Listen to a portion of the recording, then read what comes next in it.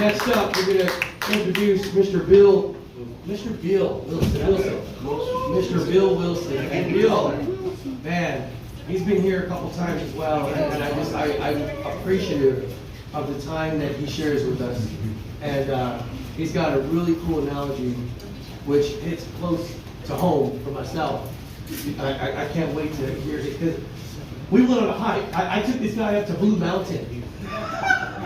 For those of you who don't know, it's about an hour behind us, an hour straight up. And Bill made it, man, and he did it willingly, and just so, it was awesome. But during our hike, he shared this analogy with me, and I try to tell others, but I can't do it, I do it no justice. So I'm so grateful that he's here. So everybody give it up for Mr. Blii Wilson.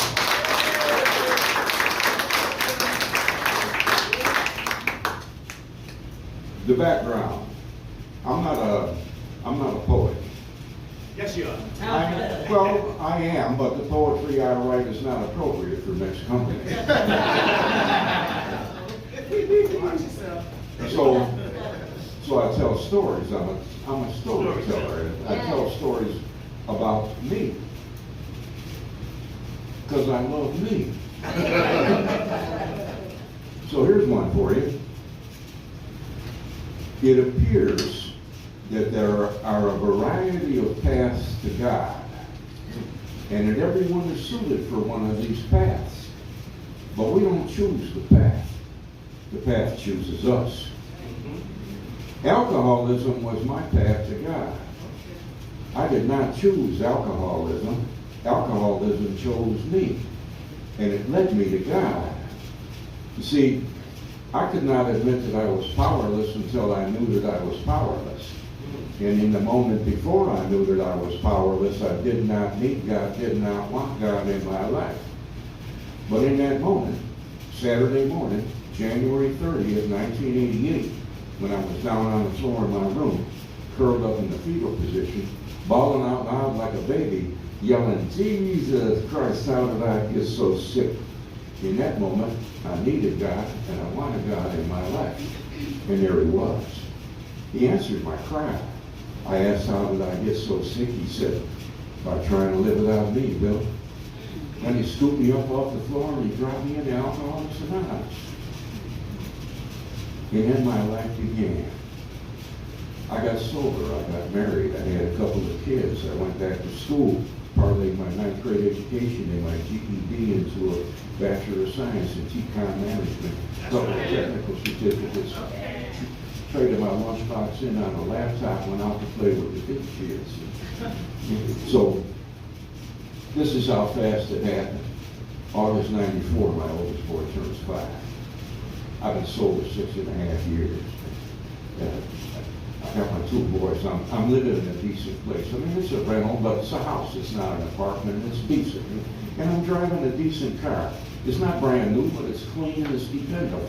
You know, I'm in my last semester of school, and I had made the dean's list every semester. I'm going to go on and graduate summa cum laude. I mean, top dog in my class.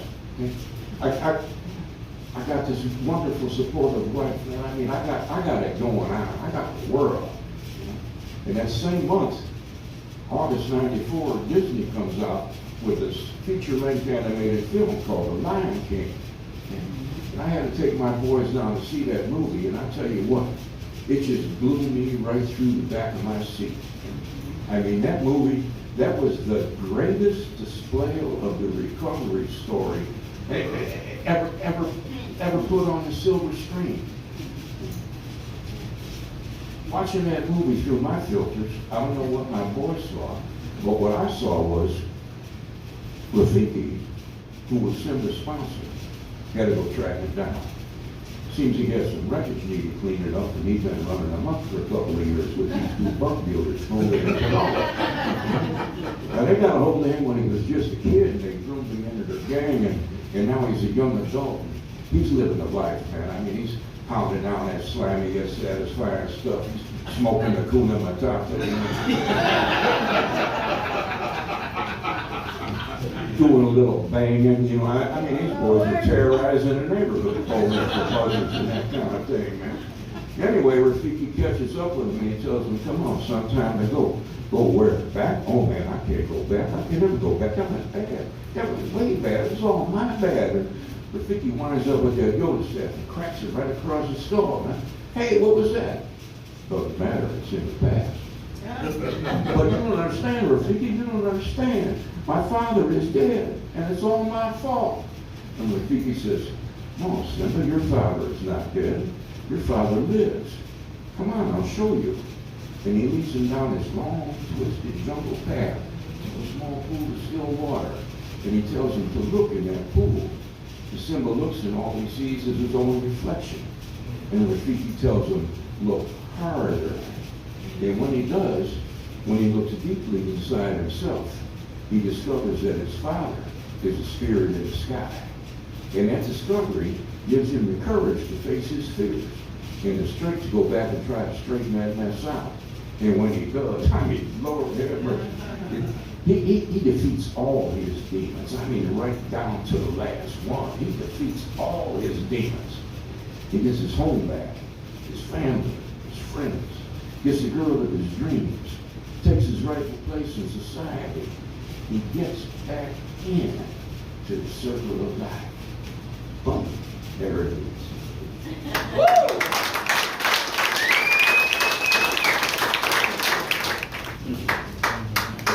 Bill Wilson. So, you guys ever see Tim the Toolman Taylor? Yeah. Okay, so that was me when I was trying to tell my family what I heard.